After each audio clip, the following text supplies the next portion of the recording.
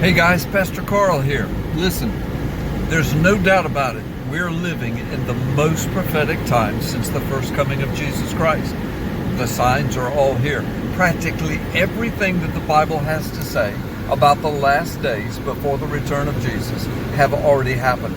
Or we are right in the leading edges of it happening right now. We're the first generation, think about this, the first generation to live that can read through these prophecies, Old and New Testament, and even the prophecies of the book of Revelation.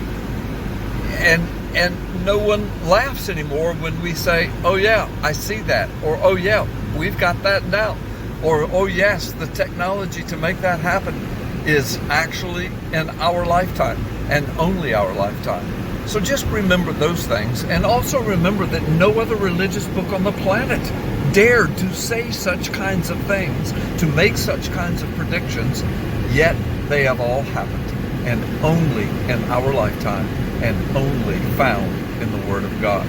So, people will hear this, and if you're not right with the Lord Jesus Christ, then I can understand how this might be a little disconcerting to think about.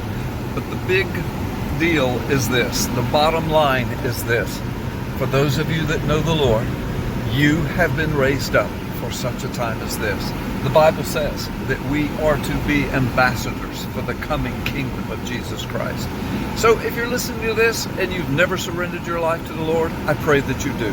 Romans 10:9 says, confess with your mouth that Jesus Christ is Lord, and believe in your heart that God has raised him from the dead, and then you shall be saved. That's the bottom line. You've been raised up for this time. You are an ambassador for the coming kingdom. Live up to what God has already called you to do. This has been a word for you from the Word of God. Pastor Carl Gallups. God bless you. Have a Jesus-filled day.